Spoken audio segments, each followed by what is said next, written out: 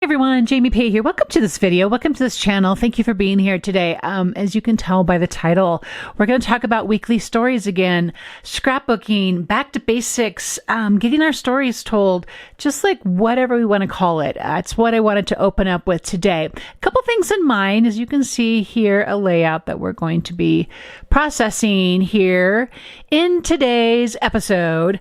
But also, I want to chat just for a moment about where I'm going this year, 2023, with my weekly stories.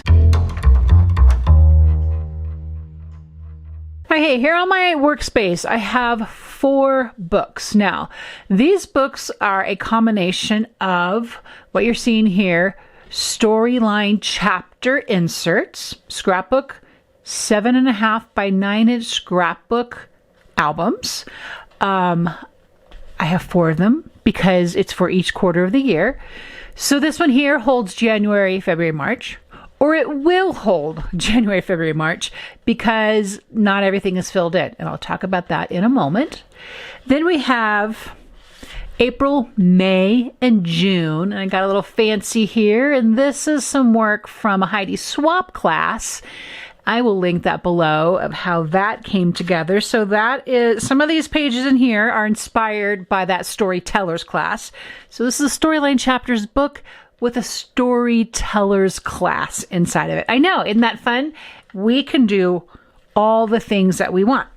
Then here you won't recognize this one because I'll show you the back of it because it's not completely done. You can see a partial storytellers album here, but I covered it because it's just what I do.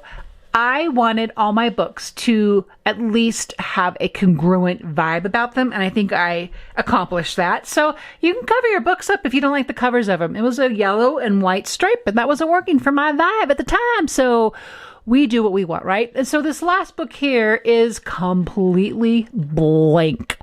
This is October, November, December 2022, and I have not a story told in here. But the operative word is yet.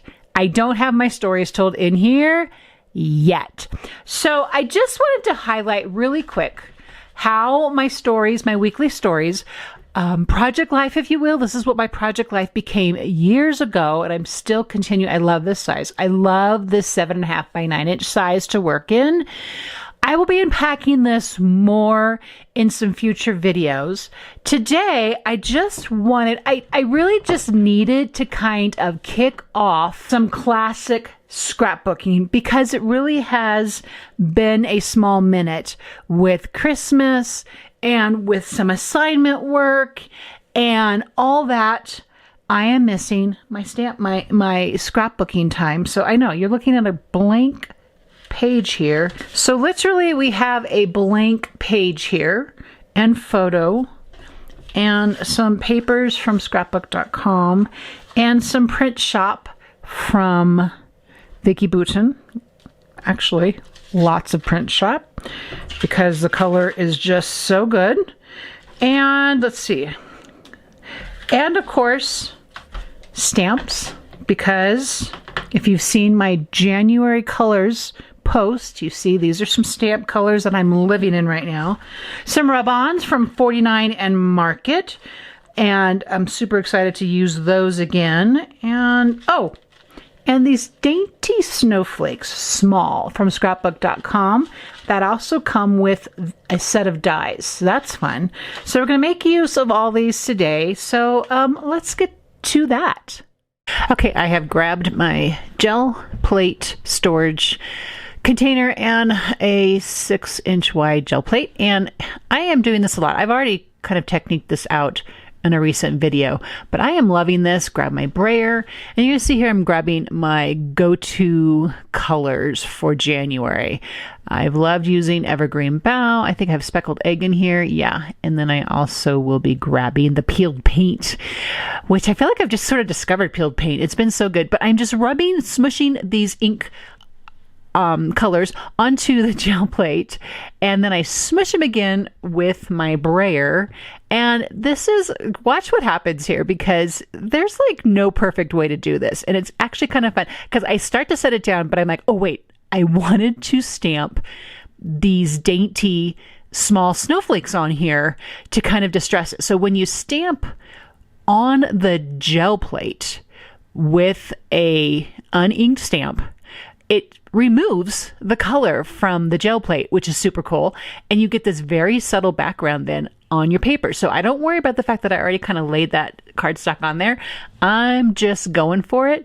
And then you can see the stamp that plays out in a resist kind of a way on the background. So I'm not quite good with how much color I have on my cardstock.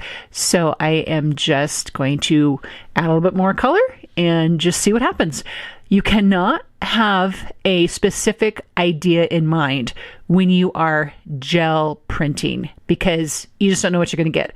I'm just cleaning the brayer with water here. I just want to show you, this is super easy. I just have this like flour sack towel that I use to clean my stamps with water. And so I just did the same thing there. Then I have this gel plate conditioner, and I'm still kind of learning. I've used a gel plate for many years, but I haven't taken care of my gel plates very well. So when I got these new ones, I decided I need to take better care of them. So I grabbed the conditioner. I'm not really quite sure how often to use a conditioner, but I'm at 7,000 feet and I don't want my gel plates to dry out. So that's the idea behind that, was just to take better care of them. I like to grab a metal ruler and just tear and sort of have that organic feel on the edge of my background. I've taken this boho paper, the blue from that ScrapbookCom paper pad, and I'm just kind of deciding here, which way do I want to go? And I decided to keep the green there towards the bottom of the background. Now that tag is from Vicky Bouton's print shop. It's from this paper repack that is so cool. The papers are really thin and light. And then there's also this vellum stickers that come with that same pack. And I'm going to be using those here in a moment. But I just love what I did is like what I do with my memory planner kits. I went through the whole pack and I just pulled papers that I knew were going to go with my layout. I didn't really know if I was going to use them or not. I am folding over that little sort of advert there and I'm going to use it as a tab, but you're still going to be able to see it on the other side. And you'll see how that plays out in a moment too, where you will actually see that in a little interactive piece I'm going to add here. So I loved the pattern of that diagonal stripe there, kind of playing against everything else. Now here's one of those stickers, and it's kind of hard to tell with this one. There's another sticker that's going to come up in a moment where you're going to really see, okay, this isn't a sticker. I take it back. This is not a sticker. This is just a piece of the paper from the papery pack. So I take that back. I thought it was. So I just fiddle, and the idea here was kind of, not only did I want some layers to give some definition to this little moody photo going on here, but I also am sort of creating a tab here.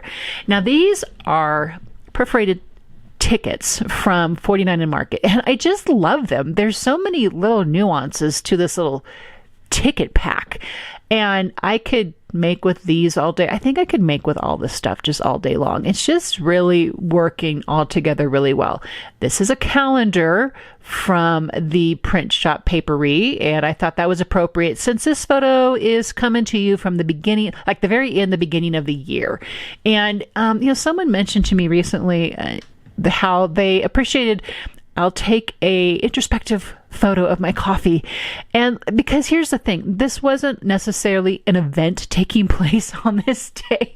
This was me documenting what is becoming a very wintry winter for us. We're just not used to all this snow. I know it sounds weird for Colorado, but we live on the plains and we're not used to all this snow and all these gray days. We have a lot of blue days. So I was just kind of taking in the little challenge that it is to kind of push through these winter days, because I don't do well with the dark at all. And so, a photo of me in my socks and my leggings and my coffee with my tree that I'm keeping up because it just works for me right now. You can see one of these vellum stickers right here, and I've cut it in half. It's like an inky coffee ring. It's so cool. And when I pull it off, you're going to see how it is very vellumy. It reminds me of Heidi Swapp when she stamps on vellum sticker paper. This is that same idea. It's so cool. I just love this so much. So once it gets put on the background, it just blends in with the background. And I'm just giving it a little bit more help there with my bone folder. Man, I am here for the 49 and Market rub-ons. I could make with these all day long. This is such a non-messy way to layer in more mixed media, which is exactly what's happening here. I'm kind of figuring out how those background papers are going to be located on my big background. And then I just tuck that under, and I'm going to come in here, obviously, and rub them into place because they are rub-ons. And here for it. Just love this so much. They give this subtle texture. They give another layer of color. I love too, 49 Market just restock like almost all of their current rub-ons. And so I'm so glad because I do love using them, and I want to show how to use them even more and encourage you all to make use of them as well and to not hoard them. You know who I'm talking to. So you notice on the back of this little piece of paper I had the word boho because I use a lot of Scrapbook.com's paper pads, and I don't always remember where they come from, so I'll just kind of drop the name on the back because I like to know what colors go with what. And I think this boho blue goes beautiful with the Distress Oxide Evergreen Bough, so I love that. Okay, this is a technique that you've seen me use again and again, quite often on my memory planner pages. I'm not using sticker paper here. I just have taken a piece of white cardstock and given it a score and folded it in half long ways. And I am now adhering it to the back of my photo. I'm going to trim it up there because it's a little bit long, and that's okay. We can trim things down to whatever size we need them to be, right? And then adding some more adhesive, and then I'm going to add this interactive piece back onto my layout. Now, as I was doing this, hindsight's a beautiful thing, right? Because I put it on top of the tag, and I wish I would have put it behind the tag because then I could have had a hidden hinge, but I didn't think that far ahead. But you can see here how this little interactive piece has come together. I have lots of room now here for my moody introspective journaling, and I have now added something to my 2022 end of December page. This is going to be how I will be documenting in 23 as well. But I hope you will continue to join me as I continue to work on 22, remembering that our stories never expire, and I'll see you next time.